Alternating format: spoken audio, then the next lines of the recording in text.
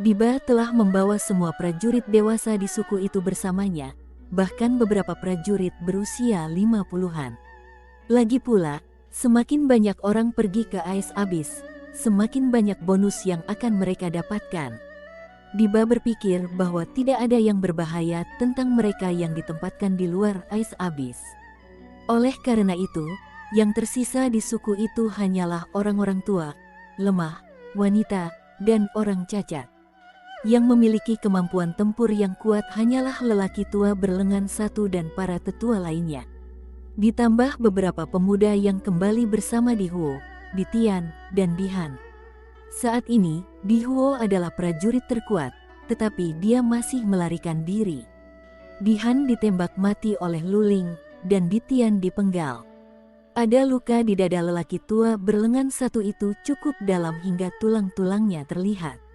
Ini tidak apa-apa pada usia yang lebih muda, tetapi mengingat lelaki tua berlengan satu itu telah melampaui usia 60 tahun, lukanya fatal. Adapun 3 tetua lainnya, satu terluka parah, satu patah tangan, dan yang terakhir benar-benar ketakutan. Adapun lebih dari selusin pemuda termasuk Dilu, mereka tidak berani bergerak sedikit pun. Lu Ling dan Lu Li telah mengejutkan dan mencengangkan semua prajurit di suku itu. Banyak wanita tua, beberapa pembantu tua, dan gadis-gadis muda di kejauhan tampak semakin tercengang. Mereka hanyalah wanita biasa tanpa kemampuan bertarung, tanpa nyali, sehingga banyak dari mereka bahkan tidak tahan melihat semua itu. Hanya beberapa pembantu tua yang menangis terseduh-seduh. Beberapa anak yang lebih besar ketakutan dan berlari pulang. Dengan pedang berlumuran darah di satu tangan dan lengan adiknya di tangan lainnya, Lu Li melangkah maju selangkah demi selangkah. Lu Ling tersenyum. Lu Li memegang salah satu lengan adiknya, dan di lengan bajunya, dia memegang busur pencari kematian yang siap diluncurkan setiap saat. Dengan tongkat di tangan lainnya, dia melangkah maju dengan pincang. "Mengapa kamu menangis?" Lelaki tua berlengan satu itu berdiri dengan susah payah sambil menahan rasa sakit yang menusuk di dadanya dan berteriak kepada para pelayan tua itu. Keheningan langsung turun, sampai-sampai keheningan yang mematikan menyebar. Bahkan suara jarum jatuh ke tanah pun bisa terdengar. Satu-satunya suara adalah suara klep-klep yang mengiringi langkah Lu Li dan Lu Ling, dan suara darah menetes dari pedang Lu Li. Tak lama kemudian, Lu Li telah berjalan ke depan lelaki tua berlengan satu itu. Para tetua lainnya telah mundur ke sini, tidak jauh di belakang lelaki tua berlengan satu itu dengan pedang di tangan mereka. Lu Li berhenti, mengarahkan pedangnya ke lelaki tua berlengan satu itu dan berkata, "Anjing tua, mau minggir atau tidak? Bagaimana jika aku tidak melakukannya?" Pria tua berlengan satu itu sangat jahat. Dia menatap Lu Ling dengan marah dengan mata melotot yang dipenuhi amarah. Dia tidak mau menyerah pada kekalahan. Jika bukan karena dia diracuni dengan rumput erosi ungu, bagaimana mungkin Lu Li, seorang bajingan yang bahkan tidak bisa mengolah energi Suan, bisa menyakitinya? Lu Li dan Lu Ling telah membantai habis seluruh suku, mencemari suku Dilong. Jika ia membiarkan kedua saudara kandung itu pergi begitu saja, lelaki tua berlengan satu itu akan merasa malu, dan otoritas serta martabat yang telah dikumpulkannya selama bertahun-tahun di suku itu akan sia-sia. Dia adalah paman Diba. Tanpa Diba di suku, dia telah menjadi pemimpin. Jika dia mundur, Di Han dan Di Tian akan mati sia-sia. Kalau tidak, pergilah ke neraka. Titik. Lu Ling berkata bahwa lelaki tua berlengan satu itu adalah pembunuh kakek dari pihak ibu mereka. Terlepas dari apakah itu nyata atau tidak, Lu Ling hampir diperkosa dan kakinya patah. Ketika dia kembali untuk mencari keadilan dari lelaki tua berlengan satu itu, dia hanya menghadiahinya 10 daun emas. Hal ini saja sudah tak tertahankan bagi Lu Li. Apa yang dilakukan Di Huo dan yang lainnya jelas-jelas diizinkan oleh para tetua. Karena lelaki tua berlengan satu itu mencoba membunuhnya, dan sekarang ia menghalangi jalan mereka, tentu saja ia telah menjadikan dirinya musuh. Lu Ling pernah berkata, "Bila berhadapan dengan musuh, seseorang harus bersikap kejam dan tak kenal ampun. Itulah yang ada di pikiran Luli, bersikaplah tanpa ampun. Ia melesat maju dalam sekejap. Sinar cahaya menyilaukan keluar dari pedangnya. Ia menebas lelaki tua berlengan satu itu dengan kekuatan besar. Dentang gelombang, dengan suara teredam dan menusuk tiba-tiba, lelaki tua berlengan satu itu terluka. Bagaimana dia bisa bertahan sekarang dengan semua energi suanya yang kacau? Pedang lelaki tua berlengan satu itu terlempar, dan dia sendiri terdorong mundur. Tatapan mata Luli sedingin binatang buas. Dia segera mengejar lelaki tua berlengan satu itu dan mengangkat pedangnya tinggi-tinggi. Dia bisa saja ditebas kapan saja sekarang. Sambil menatap lelaki tua berlengan satu itu, Luli berteriak dengan marah, "Kau mau mengalah atau tidak?" Pria tua berlengan satu itu sungguh kejam. Dia berteriak sambil menggertakkan giginya. "Tidak, bajingan kecil, kalau kau punya nyali, bunuh saja aku." Diba telah menjadi patriark klan eksternal keluarga Zhao. Saat dia kembali, dia akan mencabik-cabikmu dan mengirimmu ke alam liar untuk membusuk. "Pergilah ke neraka." Dengan teriakan keras, Luli mengayunkan pedangnya ke bawah. Hanya dengan satu gerakan, Luli telah menghantam lelaki tua berlengan satu itu sejauh hampir 40 kaki. Darah lelaki tua berlengan satu itu menyembur keluar dari dadanya. Jelas, dia tidak akan berhasil dengan dada dan perutnya yang terpotong. Kakak keempat, sambil berteriak kaget, para tetua lainnya, dan mereka yang berada di dekat rumah batu itu maju dan mengepung lelaki tua berlengan satu itu. Luli menoleh ke arah Luling, dan yang terakhir itu segera menyusulnya. Luli melangkah selangkah demi selangkah, sambil membawa pedang yang meneteskan darah. Berdiri sekitar 10 kaki di depan mayat lelaki tua berlengan satu itu. Luli berhenti lagi. Ia menunjuk para tetua dengan pedangnya. "Kalian semua sudah lanjut usia sekarang, dan tidak banyak waktu tersisa di bumi. Aku tidak ingin membunuh lagi hari ini. Jika kalian tidak ingin mati, maka minggirlah dari hadapanku." 5 atau 6 tetua menoleh ke belakang dan menatap Luli. Kebencian dan dendam memenuhi mata mereka, tetapi tidak ada dari mereka yang berani berbicara, apalagi mengambil tindakan. "Aku akan maju 10 langkah sekarang. Kalau kau tidak bergerak, jangan salahkan aku karena tidak berperasaan." Luli melangkah, selangkah demi selangkah. Tatapannya yang penuh dengan niat membunuh menjadi semakin serius. Pada langkah kelima, akhirnya seseorang menyerah karena takut. Salah satu tetua memimpin dan melangkah ke samping. Ketika satu orang telah minggir, yang lain segera menyusul. Tidak ada yang ingin mati. Saat ini, tidak ada yang bisa menandingi Luli lagi. Mereka harus menunggu Diba kembali untuk membalas dendam atas nama mereka. Namun, salah satu tetua tidak minggir. Dialah yang hampir dipotong lengannya oleh Luli. Dia adalah sepupu lelaki tua berlengan satu itu. Lelaki tua berlengan satu yang terbunuh itu dipenuhi amarah. Alih-alih minggir, dia malah meraung dan menyerbu ke arah Luli. Saudara ketujuh, para tetua lainnya berteriak kaget. Luli berlari ke arahnya dengan amarah yang terlihat di matanya. Dia mengangkat tinggi-tinggi pedangnya dan menebasnya. Bagaimana mungkin seorang tetua yang terluka dapat menahan pukulan seperti itu dengan kekuatan lebih dari 11.000 pon? Ledakan, baik tetua maupun pedangnya terlempar ke udara. Separuh tubuhnya terluka parah dengan darah di mana-mana. Satu lagi terbunuh. Ada orang lain? Luli mengayunkan pedangnya dan menatap dingin ke arah para tetua di dekatnya. Pada saat itu, dia telah berubah menjadi iblis pembunuh. Siapapun yang berani menghalangi jalannya akan dibunuh tanpa pertanyaan. Suasana hening di sekeliling. Tidak ada yang berani maju. Beberapa kaki pemuda bahkan gemetar karena takut. Ketika mereka menatap mata Luli, mereka merasa mata itu lebih mengerikan daripada setan dan hantu. Luli dengan mudah berhasil berjalan ke arah luar gerbang depan suku bersama Luling. Begitu mereka melangkah keluar gerbang, mereka mendengar suara umpatan dari belakang mereka. "Luli, Kau sudah gila. Kau akan mati dengan cara yang mengerikan. Kalian berdua bajingan. Saat ketua kembali, dia akan memburu kalian dan mencabik-cabik kalian kemanapun kalian pergi. Titik. Ya, kirim seseorang untuk memanggil kepala suku sekarang. Kedua jiwa yang sangat jahat ini harus dicabik-cabik. Keduanya harus mati 1000 kali. Serangkaian sumpah serapah terdengar, disertai tangisan beberapa pelayan wanita tua. Luli mengerutkan kening dan berhenti. Dia menoleh ke belakang tetapi tidak mengatakan apapun. Sebaliknya, Luling melirik ke arah kerumunan dan berkata dengan dingin, "Kami sedang menuju ke Kabupaten Wuling. Kalian bisa meminta Diba untuk menemukan kami di Kabupaten Wuling untuk membalas dendam. Kami berdua telah membunuh orang di sini hari ini.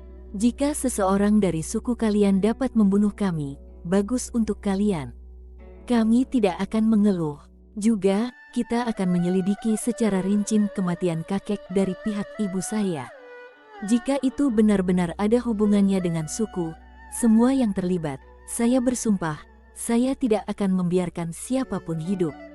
Satu catatan terakhir, jaga baik-baik paman keenam kita. Siapapun yang berani mengganggunya karena apa yang telah kita lakukan, selama kita masih bernapas, kita akan kembali dan membunuh orang itu dan seluruh keluarganya."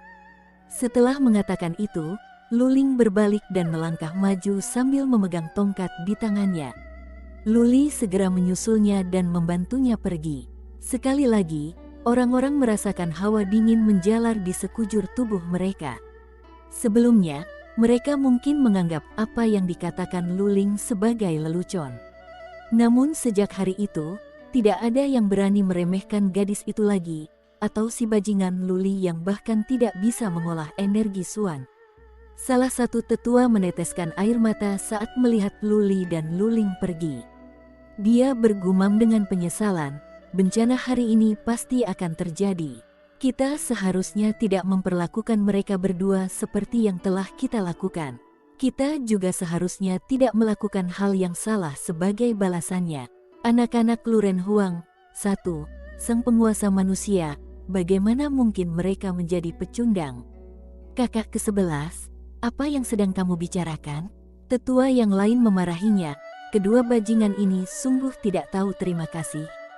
Kalau terserah padaku, kita seharusnya membunuh mereka di masa lalu. Kalau begitu, kita tidak akan mengalami masalah seperti ini hari ini. Sekarang, kita harus segera memberitahu kepala suku untuk memburu mereka. Kita tidak bisa menggunakan kekerasan di Kabupaten Wuling. Begitu mereka masuk, akan terlalu merepotkan.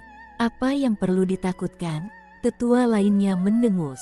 Tentu saja, kekuatan tidak dapat digunakan di dalam wilayah Wuling yang merupakan aturan yang ditetapkan oleh keluarga Liu. Namun, hari ini tidak seperti dulu lagi. Kekuatan dan kekuasaan keluarga Liu telah banyak menderita karena pergolakan dalam keluarga mereka.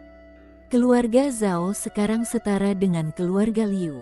Diba adalah patriark klan eksternal keluarga Zhao. Seharusnya mudah baginya untuk membunuh keduanya. Benar, ya, salah satu tetua mengangguk dan kemudian berteriak kepada Dilu dan yang lainnya. Apa yang kalian bajingan lakukan di sini? Sekarang, pergi dan beritahu kepala suku. Minta dia untuk mengirim seseorang untuk membunuh kedua bajingan ini. Ya, Dilu bergegas keluar bersama dua orang lainnya. Mereka berlari menuju Ais Abyss dengan kecepatan tinggi dan segera menghilang ke utara. Di alam liar, Luli berlari dengan liar bersama Luling di punggungnya. Dia tidak merasakan apapun tentang apa yang terjadi, tetapi sekarang ketika dia memikirkannya, Luli merasa dingin dan gemetar. Dia telah membunuh 3 orang. Dia telah membunuh untuk pertama kalinya, jadi sekarang dia merasa kewalahan. Luling tidak berusaha membantu Luli mengatasi perasaannya. Setiap prajurit harus melalui tahap ini. Luli harus menyelesaikan masalah ini sendiri. Faktanya, meskipun Luling bersikap pendiam, dia tetaplah gadis yang rapuh, jadi sulit baginya untuk benar-benar tenang. Pasangan kakak beradik itu terus berlari di sepanjang jalan setapak pegunungan. Seperti yang mereka duga, perjalanan itu cukup aman. Keduanya telah berlari sejauh lebih dari 6 mil tanpa menemui binatang suan atau binatang buas apapun. Istirahatlah, di sana ada sungai, cepat mandi dan ganti baju, atau bagaimana kita bisa sampai ke kota Wuling? Luling tiba-tiba berkata. Luli tersadar dan bergegas menuju sungai. Ia menurunkan Luling di tepi sungai dan mulai menggosok serta mencuci mukanya dengan air dingin. Luling mengeluarkan satu set pakaian bersih dari bungkusan itu. Sambil menyerahkannya kepada Luli, dia berbicara dengan suara lembut. Apakah kamu merasa kesal dan jijik? Ini adalah proses yang harus dialami oleh Wu Dao. Ini adalah kekejaman yang hebat di Gurun Utara.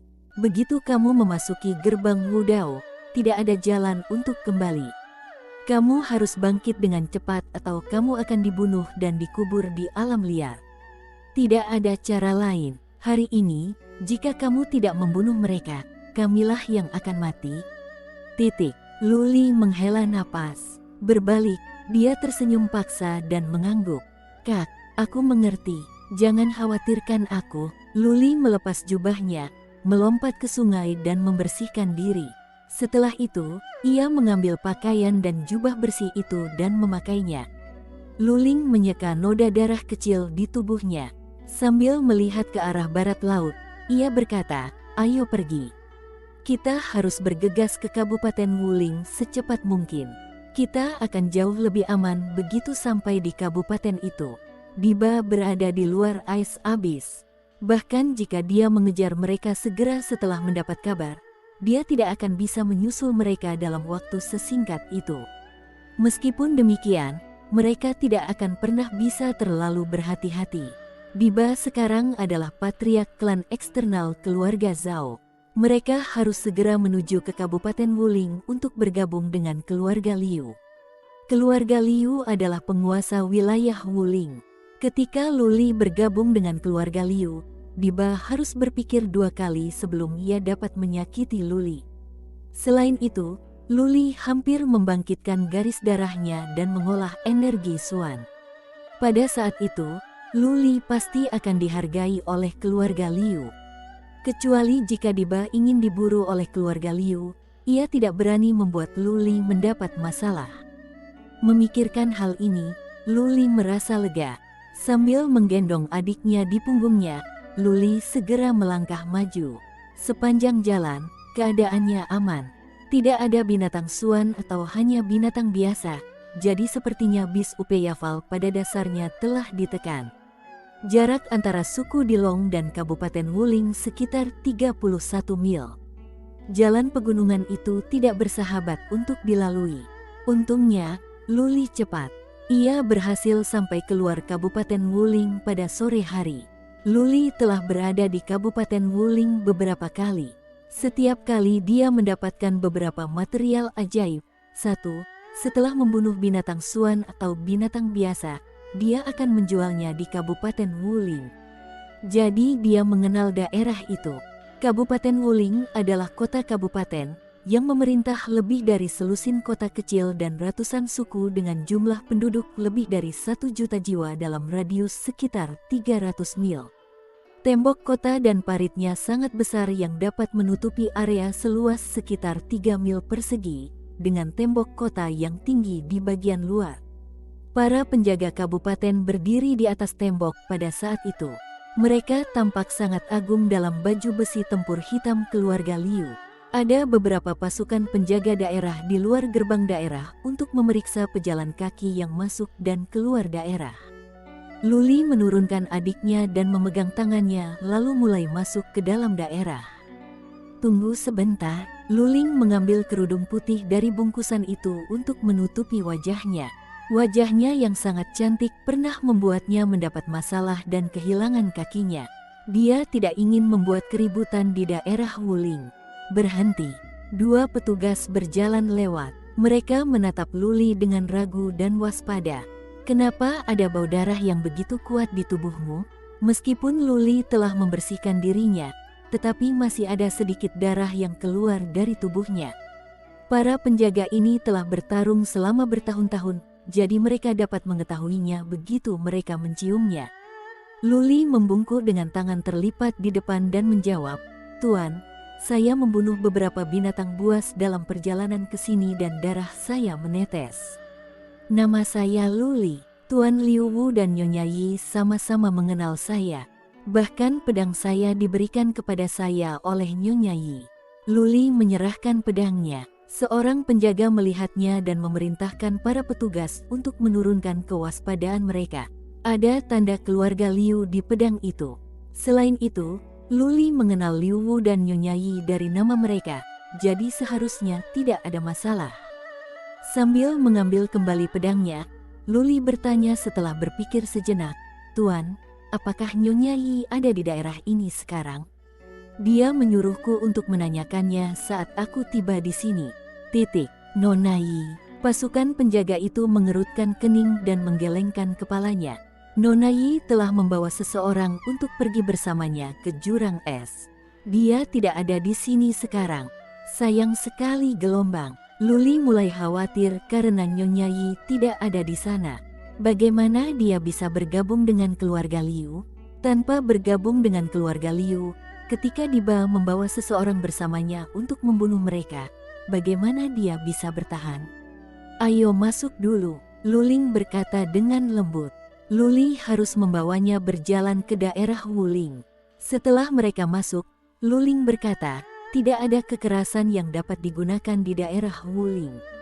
Ini adalah aturan yang ditetapkan oleh keluarga Liu. Jadi, aman di dalam, tetapi kita harus berhenti dan masuk ke keluarga Liu. Jika kamu dapat bergabung dengan keluarga Liu sekarang, itu akan menjadi hal yang paling diinginkan." Luli tahu di mana keluarga Liu berada, di rumah besar terbesar di pusat daerah itu. Dia setuju dan segera berjalan bersama Luling. Setelah beberapa saat, Luling membuka mulutnya lagi. "Luli, jika kamu bisa bergabung dengan keluarga Liu, kamu harus menjadi prajurit tamu dan kamu tidak boleh bergabung dengan klan eksternal." "Apa?" Luli menggaruk kepalanya karena bingung. Dia tidak bisa memahami apa yang dikatakan Luling. Luli memiliki sedikit pengetahuan tentang keluarga besar. Keluarga besar di Gurun Utara, baik itu keluarga Liu, keluarga Zhao, atau keluarga Lu, semuanya memiliki struktur yang sama. Keluarga besar pada dasarnya terdiri dari klan internal, klan eksternal, dan klan tamu. Klan internal mencakup para prajurit dari keluarga yang sama yang memiliki sumber daya dan kekuasaan terbanyak. Mereka adalah tulang punggung keluarga.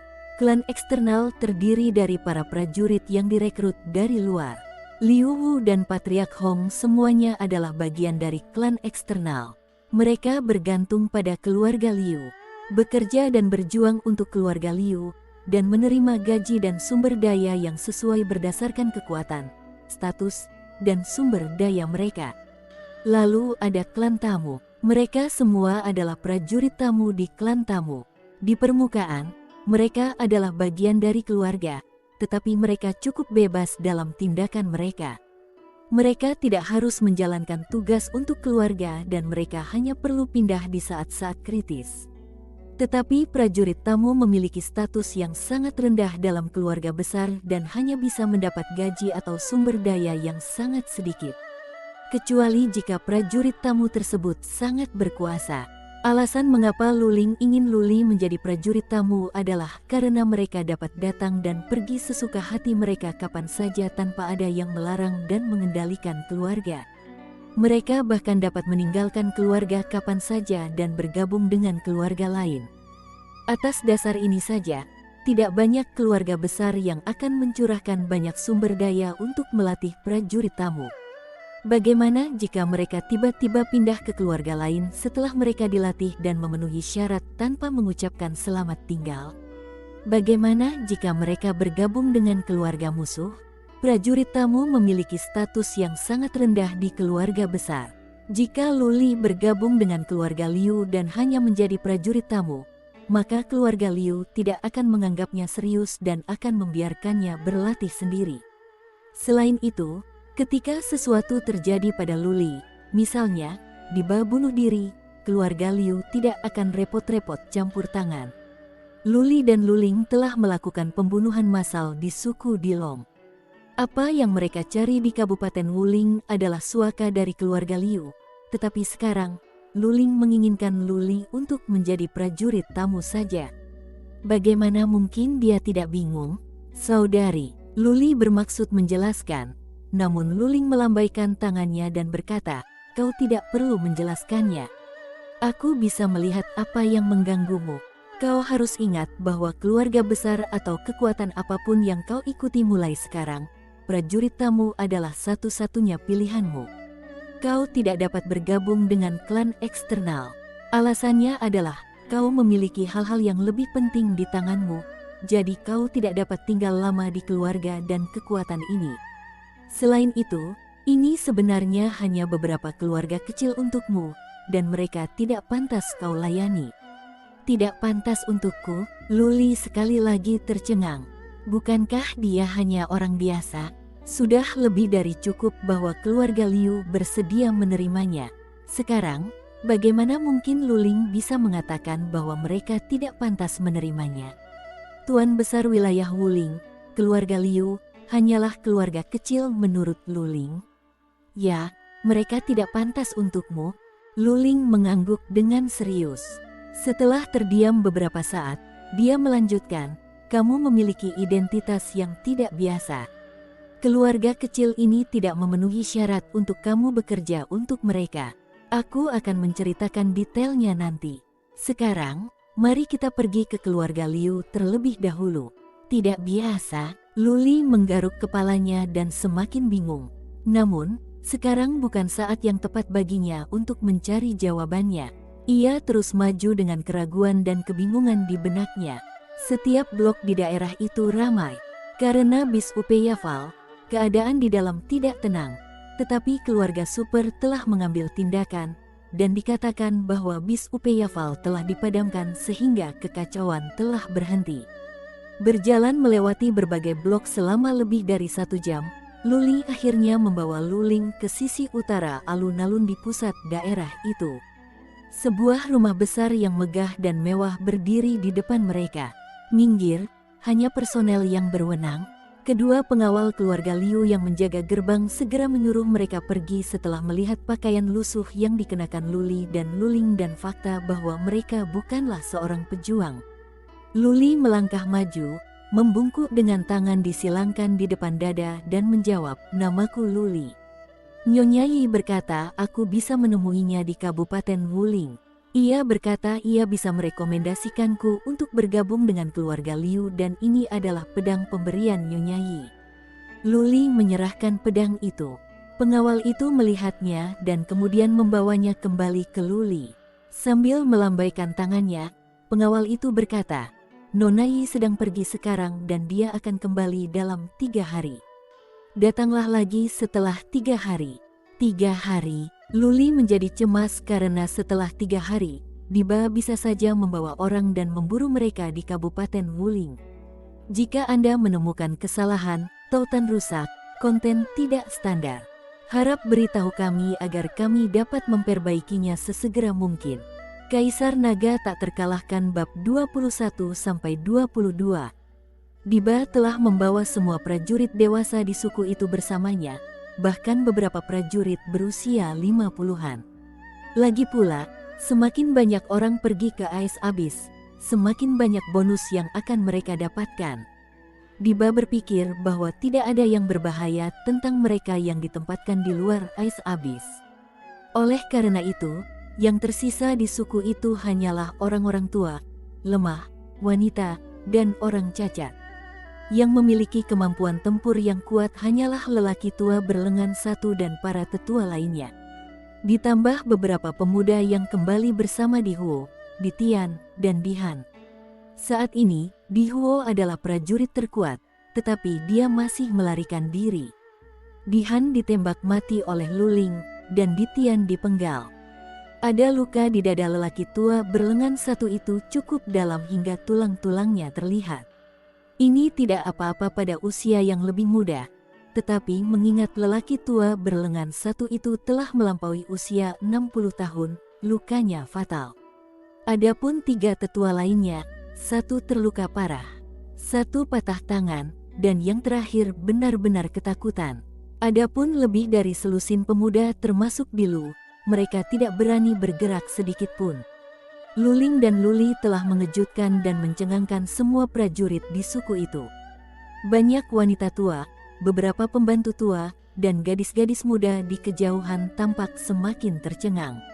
Mereka hanyalah wanita biasa tanpa kemampuan bertarung, tanpa nyali, sehingga banyak dari mereka bahkan tidak tahan melihat semua itu. Hanya beberapa pembantu tua yang menangis tersedu-sedu. Beberapa anak yang lebih besar ketakutan dan berlari pulang. Bab 23 Energi Suan. Nyonya Yi sedang pergi, maka Liu Wu pasti juga sedang pergi. Bagaimanapun, dia adalah komandan pengawal serigala perak keluarga Liu yang paling berkuasa. Luli melihat ke arah Luling dan yang terakhir memberi isyarat agar dia pergi. Kita tinggal saja di bar sana. Luling menunjuk ke sebuah bar mewah di sisi timur alun-alun. Luli meliriknya beberapa kali dan berkata dengan muram, "Kak, bar itu cukup mahal. Kudengar satu malam harganya 1 daun emas. Ayo kita pergi ke tempat lain." "Itu mahal, jadi kenapa? Apakah itu lebih penting daripada nyawa?" Luling menjawab dengan nada dingin, "Kedai ini dekat dengan keluarga Liu, jadi jelas ini adalah salah satu properti keluarga. Bahkan jika Diba ingin membuat kita kesulitan, dia tidak akan berani bersikap kejam di sana. Kita akan tinggal selama 3 hari saja, dan kita telah menyimpan beberapa daun emas selama bertahun-tahun ini. Ayo pergi." Luli telah membantai beberapa binatang suan tingkat rendah dan hewan. Dia berhasil mendapatkan beberapa daun emas setelah menjualnya di Kabupaten Wuling. Luling hidup hemat, jadi mereka berhasil menabung sejumlah uang. Keduanya berjalan menuju kedai mewah di sebelah timur. Pelayan yang berdiri di luar kedai menatap keduanya dengan ragu. Namun, setelah Luling mengambil sekantong daun emas dari bungkusannya, pelayan itu mengubah wajahnya, tersenyum, dan menunjukkan jalan masuk. Setelah mereka memeriksa 2 kamar terbaik di bar, Luling kembali ke kamarnya untuk membereskan semuanya. Kemudian dia membawa Luli keluar dari bar. Dia membelikan Luli 2 set jubah prajurit yang cantik di toko terdekat dan dirinya sendiri dengan 2 set jubah yang agak mahal dan memikat. Bulu yang bagus menghasilkan burung yang bagus. Tidak ada yang bisa meremehkan kami saat kami masuk ke keluarga Liu. Luling menjelaskan. Ketika mereka kembali, Luling meminta Luli untuk membersihkan diri dan berganti ke jubah prajurit yang baru. Setelah Luli berpakaian, Luling menatapnya dari ujung ke ujung dan tersenyum. Benar apa yang mereka katakan, kasaya emas membuat Buddha, dan pakaian bagus membuat pria. Kakakku akan menarik dan membingungkan sekelompok besar wanita di keluarga besar. Luli memiliki penampilan yang mirip dengan Luling, dengan fitur wajah yang cantik dan lekuk tubuh yang sempurna. Akan tetapi, ia telah menghabiskan waktu bertahun-tahun di alam liar, sehingga kulitnya kasar dan kecoklatan. Sekarang dengan jubah prajurit putih yang anggun, ia langsung tampak sangat tampan. Sifat liar yang ada di dalam dirinya membuatnya lebih dewasa dan maskulin. Dengan jubah yang indah, Luling tampak lebih memukau. Sayangnya, salah satu kakinya lumpuh, dan wajahnya yang sangat cantik ditutupi oleh cadar tipis. Kalau tidak, dia akan terlalu cantik untuk dilihat oleh mata. Keduanya menikmati pesta di lantai bawah dan Luling menyuruh Luli kembali ke kamar mereka. Setelah itu, Luling mengeluarkan bubuk putih dari bungkusan itu, menaruhnya di dalam air, mengaduknya sebentar, dan menyerahkannya kepada Luli. "Minumlah." "Apa ini?" Luli mencium sesuatu yang aneh. Ia teringat teh yang diberikan Luling tadi pagi dan menjawab dengan cemberut. "Kakak, apakah kau akan membakar rumah lagi? Ini adalah milik keluarga Liu. Apa yang kamu pikirkan?" Luling menatap Luli dan menjelaskan, "Ini adalah obat detoksifikasi. Setelah kamu meminumnya, kamu dapat mengolah energi Suan." "Apa?" Luli berkedip dan kemudian menyadari sesuatu. Dia menatap Luling dengan terkejut dan bertanya, "Kak, alasan mengapa aku tidak bisa mengolah energi Suan adalah karena aku diracuni. Itu benar, Luling menjawab dengan tegas. Ini lebih dari itu, aku sendiri yang meracunimu. Aku sudah meracunimu saat kau berusia 6 tahun, atau kau pasti sudah bisa mengolah energi Suan sejak lama. Apa? Luli tercengang dan kebingungan memenuhi matanya. Dia tidak akan berpikir sejauh itu bahwa Luling mungkin akan menyakitinya. Dia hanya tidak percaya dan tidak bisa mengerti mengapa Luling melakukan hal seperti itu.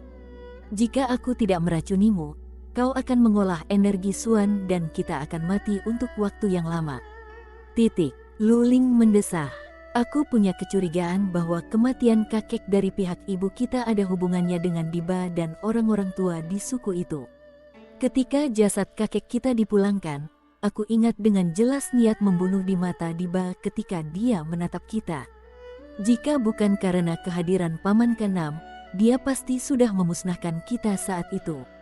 Pikirkanlah, jika kamu bisa mengolah energi Suan saat masih kecil dan menunjukkan bahwa kamu berbakat dan berbakat, maka kamu akan tumbuh menjadi seorang pejuang yang kuat.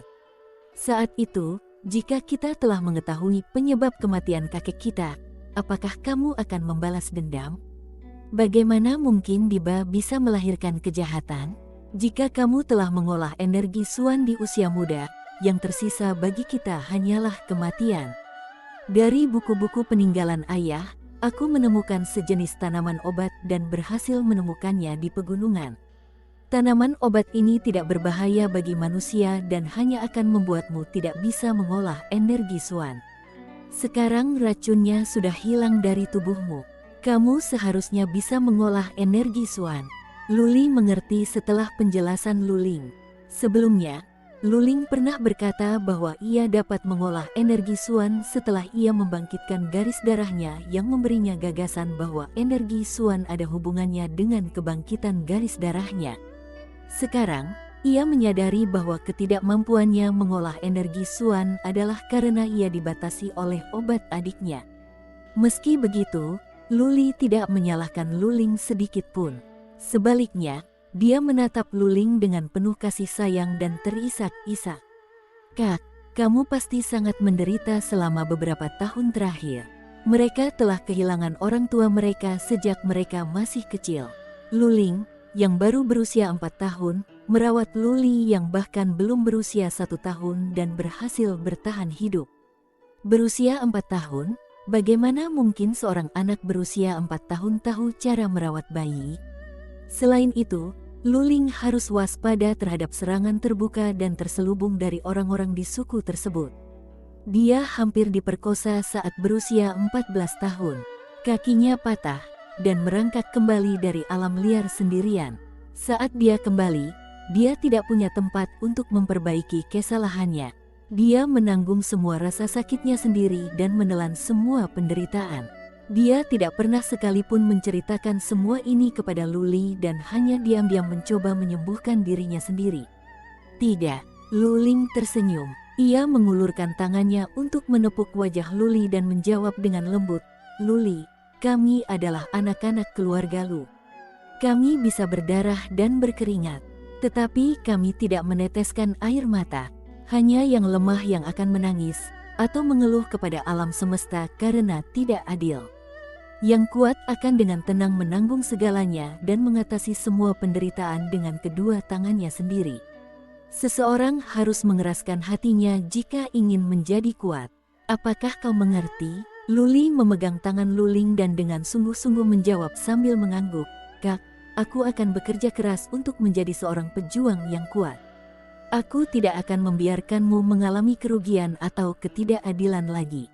Aku akan menemukan ramuan terbaik untuk menyembuhkan kakimu, dan aku akan memberimu kehidupan yang baik. Percayalah padaku, aku percaya padamu, saudaraku. Saudaraku akan menjadi seorang pejuang yang kuat yang akan menguasai seluruh dunia." Luling mengangguk setuju. Kemudian dia mengambil cangkir teh dan memberikannya kepada Luli. "Untuk menjadi seorang prajurit yang kuat, kamu harus mengeluarkan racun dari tubuhmu untuk menumbuhkan energi Suan. Energi Suan adalah esensi dari para prajurit. Begitu kamu bisa melakukannya, akan lebih mudah untuk bergabung dengan keluarga Liu. Oke, Luling meminumnya. Begitu dia menghabiskan cangkirnya, Luling menjelaskannya dengan jelas. Duduklah di sini dengan kaki disilangkan, singkirkan pikiran-pikiran yang mengganggu, dan rasakan Suan Qi di langit dan bumi. Serap dan padatkan energi Suan. Luli duduk dengan kaki disilangkan.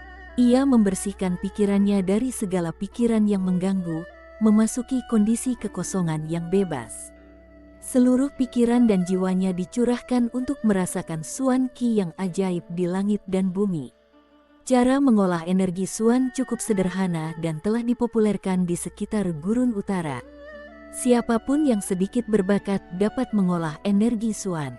Luli telah mengetahui cara itu sejak lama, dan bahkan telah mencobanya beberapa kali selama bertahun-tahun.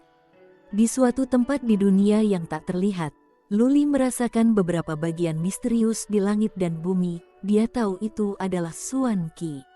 Seketika, Luli mencoba menarik mereka lebih dekat melalui mediasi. Tubuh manusia memiliki daya tarik bawaan terhadap Suan Qi. Potongan-potongan yang tidak berwujud bergerak menuju tubuh Luli dan masuk ke dalam dirinya. Luli mulai dan mencoba mencari tahu cara menyimpan Suan Qi dan memadatkannya menjadi energi Suan. Awalnya, sama seperti sebelumnya, dia tidak berhasil memadatkan Suan Qi. Setelah 1 jam, melalui salah satu saluran besar, di dalam dirinya, muncul aliran udara samar. Udara perlahan mengalir di dalam salurannya, membuatnya sangat nyaman, seperti dia telah mencicipi anggur terbaik di dunia.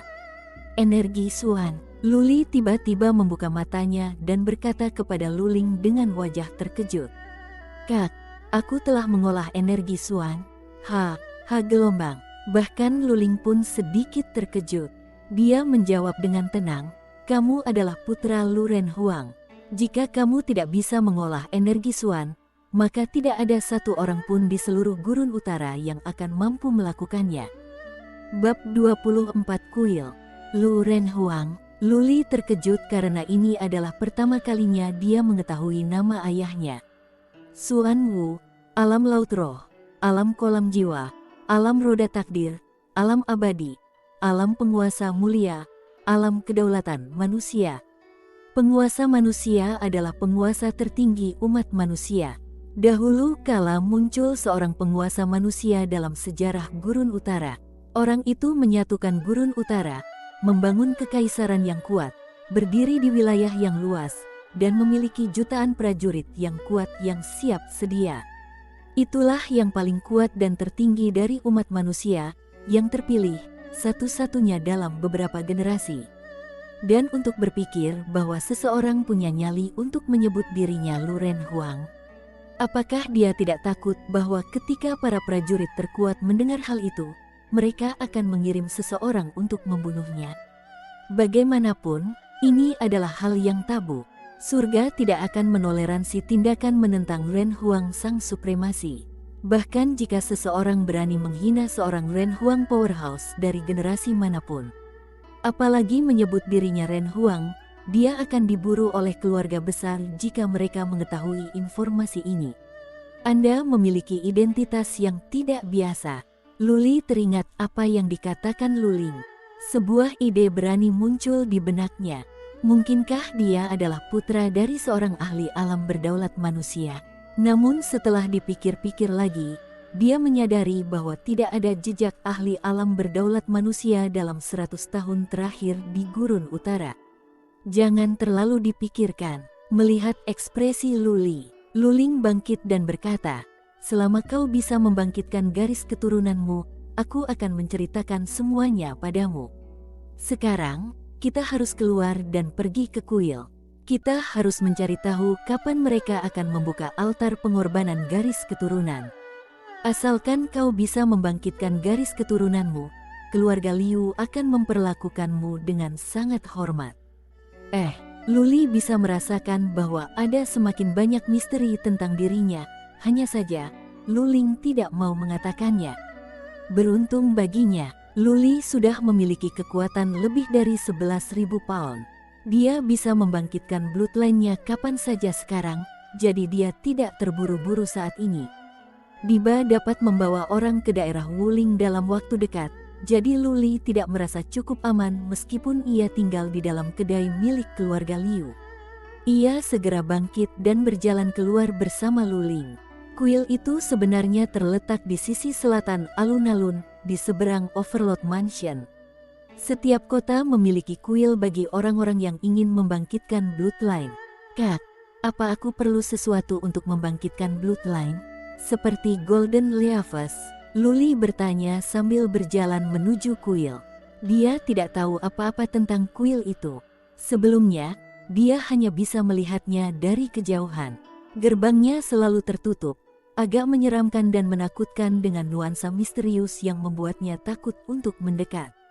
Semua prajurit di Gurun Utara ingin membangkitkan garis keturunan mereka untuk menjadi prajurit garis keturunan yang paling kuat. Murid-murid keluarga besar dan pemuda-pemuda dari suku-suku semuanya bercita-cita untuk membangkitkan garis darah mereka. Konon, Bihuo dan yang lainnya juga mencoba. Luli berpikir jika ada yang bisa datang tanpa syarat, maka orang-orang di kuil pasti sudah kelelahan. Lagi pula, ada banyak orang di Kabupaten Wuling. Tidak ada apa-apa, Luling berkata dengan tegas. Jika kau dapat mendorong gerbang kuil hingga terbuka, maka kau mungkin akan membangkitkan garis keturunanmu. Orang-orang di kuil akan mengatur agar kau membangkitkan garis keturunanmu. Oke, Luli melihat ke arah kuil kuno di sebelah selatan. Kuil itu tua tetapi tidak lusuh. Seluruhnya dicat hitam. Ada 6 tiang di gerbang depan dengan pola misterius kuno terukir di atasnya. Pola polos dan misterius serupa juga diukir di keempat dinding kuil. Meskipun itu bukan kuil besar, tetapi memancarkan misteri dan keanehan. Setiap orang yang lewat dapat melihat kuil tersebut.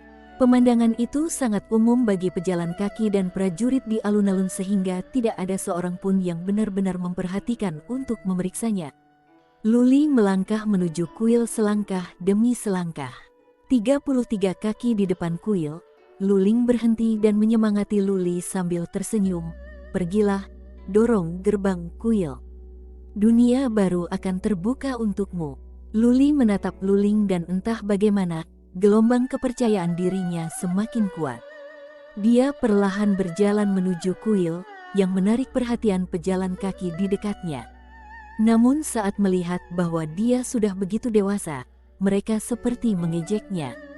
Usia untuk membangkitkan bloodline biasanya sekitar 6 tahun.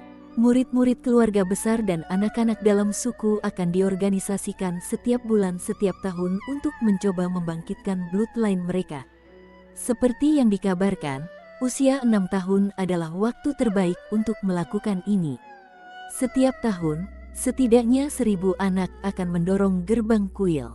Namun, hanya segelintir anak yang berhasil masuk, dan di antara semua orang yang berhasil masuk, tidak ada satupun yang berhasil membangkitkan bloodline mereka. Luli sudah berusia 14 atau 15 tahun, bagaimana dia bisa membayangkan membangkitkan garis keturunannya? Tanpa menghiraukan para pejalan kaki, Luli berjalan tanpa ragu menuju gerbang kuil. Semakin banyak pejalan kaki yang tertarik dengan ini. Namun, mereka semua memandang Luli dengan mengejek dan ingin melihatnya gagal. Luli menarik napas dalam-dalam saat sampai di gerbang kuil. Sambil menatap 2 gerbang hitam kuno yang misterius, dia mengulurkan satu tangan untuk mendorong gerbang itu. Aduh! Ada cahaya redup yang berkedip-kedip di gerbang, seolah polanya menjadi hidup. Jelas, ada lapisan larangan di gerbang, atau siapapun bisa mendorongnya hingga terbuka. Berderit gelombang, terdengar suara pelan, yang mengejutkan semua orang. 2 gerbang hitam terbuka ke arah dalam. Cahaya berkilauan di mata Luli. Dia menoleh ke belakang dan menatap Luling. Lalu yang terakhir mengangguk seolah-olah semuanya sesuai dengan yang diantisipasi. Wow, hal ini menimbulkan kehebohan di seluruh alun-alun. Seorang pemuda berusia 14 atau 15 tahun kini dapat membuka gerbang kuil. Apakah itu berarti dia tidak mencoba membangkitkan bloodline-nya saat berusia 6 tahun? Luli pasti tidak datang ke sini. Tidak ada seorang pun dari suku Dilong yang membawanya ke sini. Bahkan Luling tidak pernah menyebutkannya. Yang dia lakukan hanyalah memintanya untuk memurnikan tubuhnya. Gemerisik, gemerisik, dan gemerisik. Terdengar langkah kaki dari dalam kuil. Seorang tetua kurus muncul dengan jubah hitam dan berjalan mendekat. Ia menatap Luli saat sampai di gerbang dan berkata, "Kau telah mendapatkan kesempatan untuk membuka altar pengorbanan garis keturunan saat kau membuka gerbang kuil. Kau bisa datang ke sini dalam waktu setengah bulan. Kami akan mengadakan ritual kebangkitan untukmu saat itu. Namun, apakah kau bisa melakukannya atau tidak? Itu tergantung pada keberuntungan dan takdirmu." Setelah mengatakan itu, tetua kurus itu menepuk-nepuk gerbang kuil. Gerbang itu perlahan tertutup. Pola-pola pada gerbang itu berhenti bersinar dan kembali ke keadaan semula. Luli melangkah mundur. Banyak orang yang penasaran mengamatinya, tetapi dia tidak terlalu peduli tentang ini. Pada akhirnya, selalu ada beberapa anak yang bisa mendorong gerbang hingga terbuka. Namun, meskipun banyak orang datang dengan harapan, mereka akhirnya akan pergi dengan kekecewaan. Tidak seorang pun yang mampu membangunkan bloodline mereka dari tingkat pertama atau kedua terendah, apalagi yang lebih tinggi dari tingkat ketiga. Setengah bulan setelah mereka kembali ke bar, Luli dan Luling tampak tertekan. Setengah bulan mungkin bukan waktu yang lama, tetapi cukup untuk banyak hal terjadi. Menurut rencana awal Luling, Luli dapat membangkitkan garis keturunan yang sangat kuat. Begitu ia bergabung dengan keluarga Liu dan bahkan jika ia hanya seorang prajurit tamu, ia akan tetap dihargai secara khusus oleh keluarga Liu dan diperlakukan seperti seorang bangsawan. Sekarang akan ada waktu setengah bulan, Diba pasti akan membawa orang-orang ke daerah Wuling. Kecuali Luli bergabung dengan klan eksternal keluarga Liu, mereka tidak akan menjulurkan kepala untuknya.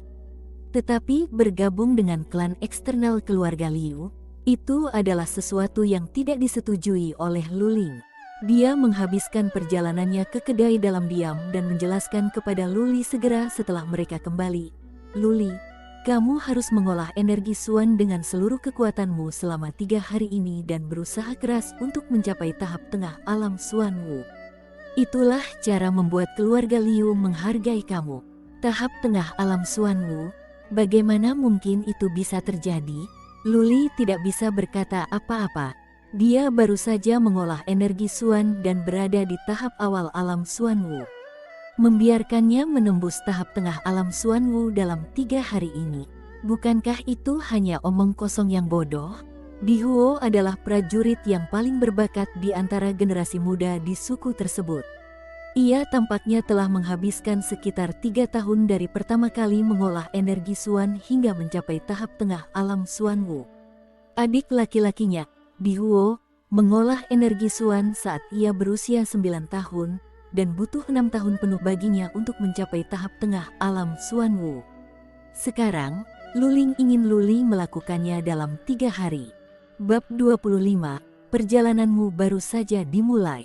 Mungkin bagi orang lain itu tidak mungkin, tapi bagi Anda, itu mungkin. Luling mengeluarkan sebuah buku dari bungkusan itu. Di tengah tatapan heran Luli, ia merobek satu halaman dan mengeluarkan selembar kertas emas setipis wafer. Sambil menyerahkannya kepada Luli, ia berkata dengan serius, "Ingatlah metode kultivasi mental ini di dalam hati dan segera hancurkan." "Ini ditinggalkan oleh ayah?" Mata Luli berbinar-binar. Buku-buku ini semua adalah peninggalan ayah mereka. Jadi halaman emas itu pasti miliknya juga. Dia mengambilnya dan menjadi sesak napas. Segmen pertama album Dewa Perang. Hanya ada lusinan karakter di halaman emas itu, dan di halaman itu tertera tanda bahwa ini hanyalah bagian pertama dari metode kultivasi mental. Namanya cukup mendominasi. Di atasnya, setiap karakter emas kecil tampak memiliki sihir aneh dan tidak dapat dijelaskan, membuat jantung Luli berdebar kencang dan darahnya mendidih. Ini adalah metode kultivasi yang hanya diketahui oleh keluarga Lu kita. Meskipun ayah hanya meninggalkan bagian pertama dari metode kultivasi, tetapi itu lebih dari cukup bagimu untuk berkultivasi hingga ke puncak alam kolam jiwa. Luling melanjutkan dengan wajah serius. Luli, kamu harus mengingat ini. Ini harus tetap menjadi rahasia. Kamu tidak boleh membocorkannya bahkan jika nyawamu dipertaruhkan. Siapakah Bapak kita di bumi? Kebingungan dan pertanyaan memenuhi pikiran Luli, tetapi dia tidak mengira Luling akan memberitahunya. Dia harus membawa halaman emas itu kembali ke kamarnya. Setelah dia mempelajari dengan saksama lusinan karakter kecil di halaman emas itu, memastikan bahwa dia mengingat semuanya, Luli melemparkannya ke dalam tungku dan membakarnya. Mengolah, Luli mencoba menenangkan kegembiraannya. Duduk dengan kaki disilangkan, ia mulai berkultivasi. Kultivasi alam Xuan Wu sesederhana energi Xuan dasar. Semua orang di Gurun Utara tahu cara melakukannya. Belum mengetahui adalah satu hal. Apakah seseorang dapat mengolah energi Xuan atau seberapa cepat seseorang dapat melakukannya adalah hal lain yang bergantung pada bakat orang tersebut.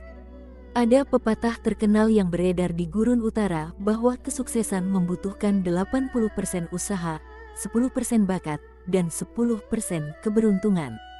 Dua yang terakhir lebih penting daripada yang pertama. Hadiah adalah konstitusi individu.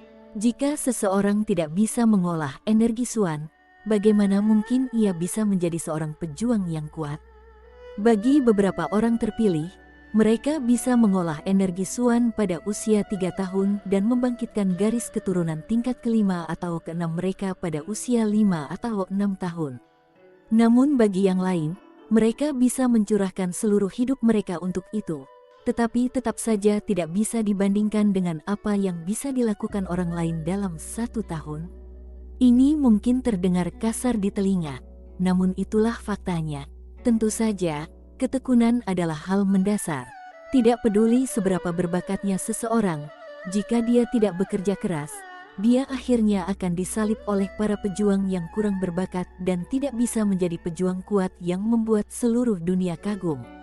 Kultivasi alam Xuan Wu bergantung pertama pada akumulasi energi Xuan dan kedua pada pembukaan 12 saluran energi utama melalui seluruh tubuh dengan energi Xuan. Ketika semua 12 saluran energi dibuka dan energi Xuan cukup melimpah untuk menyebar melalui semua saluran energi, puncak alam Xuan Wu dapat dicapai. Kemudian orang tersebut dapat melanjutkan ke kondensasi laut roh untuk menerobos alam laut roh. Xuan Wu merupakan ujian berat bagi bakat konstitusi seseorang. Tentu saja, jika seseorang merupakan murid dari keluarga besar yang dibekali dengan berbagai macam sumber daya yang sangat besar, seperti dimandikan dengan tanaman herbal langka sejak kecil, dan tubuhnya diubah dengan ramuan-ramuan ajaib, maka sudah sewajarnya ia akan jauh lebih cepat dalam berkultivasi. 2 poin, konstitusi yang baik dan bakat yang tidak normal. Pertama-tama, hal itu akan membuat seseorang sangat cepat dalam mengolah energi Xuan. Orang lain mungkin membutuhkan waktu 1 bulan untuk mengumpulkan 10 helai energi Xuan. Tetapi orang itu mungkin hanya membutuhkan waktu 2 jam. Ini tentang bakat yang tidak normal. Kemudian hal lain adalah tentang saluran energi. Setiap orang memiliki kotoran di dalam tubuh mereka, yang berarti ketidakmurnian saat mereka lahir. Akan ada penyumbatan di dalam saluran energi yang memengaruhi aliran energi Xuan. Energi Xuan merupakan hal yang penting bagi seorang prajurit.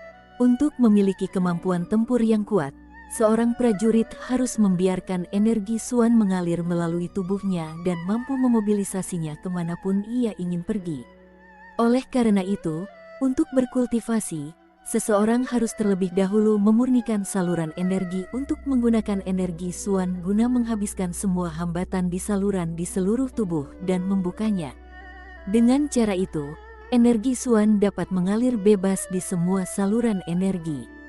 Konstitusi setiap orang berbeda-beda. Ada orang yang saluran energinya tidak terlalu tersumbat, sementara yang lain lebih tersumbat.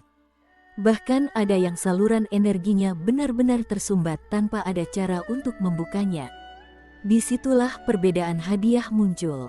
Individu dengan konstitusi yang baik dan bakat yang tidak normal memiliki sedikit hambatan.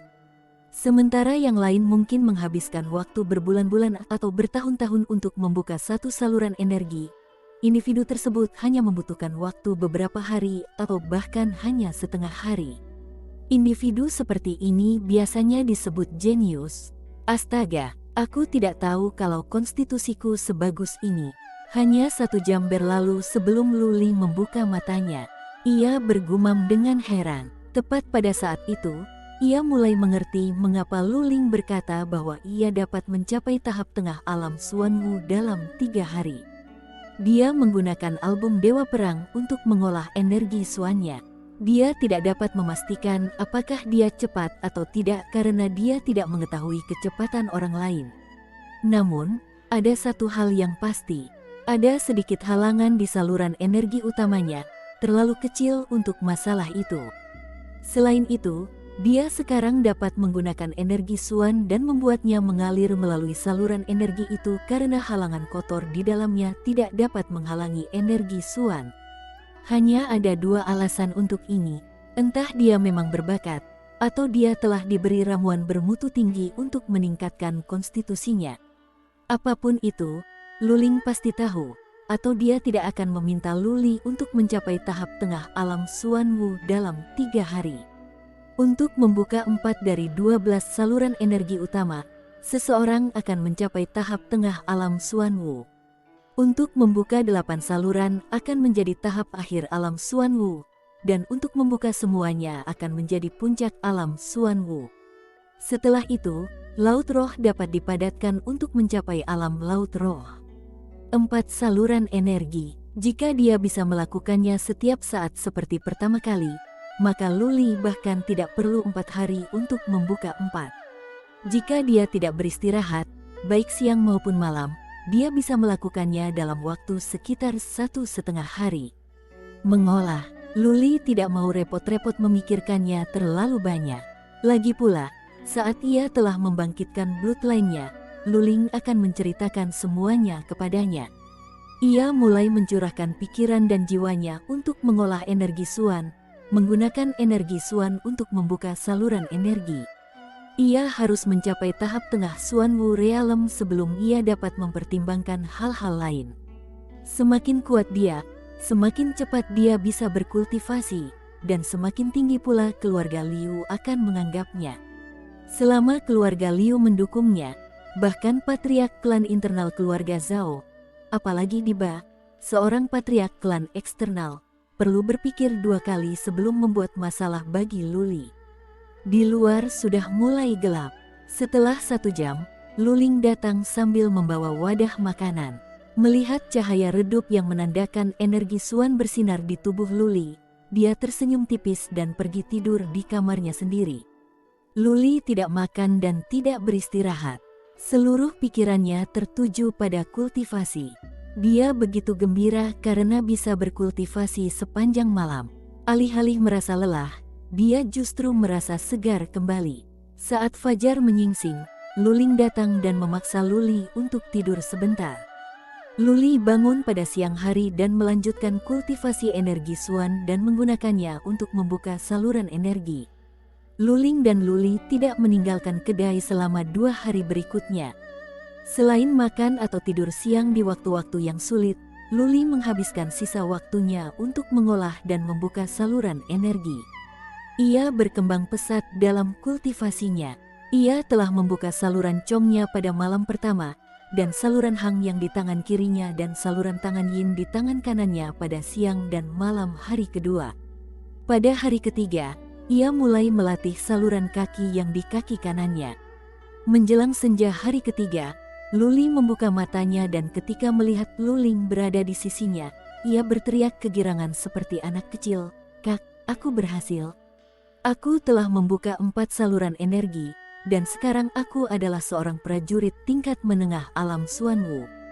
Dalam waktu kurang dari 3 hari, Luli berhasil menembus tahap awal alam Xuanwu ke tahap tengah.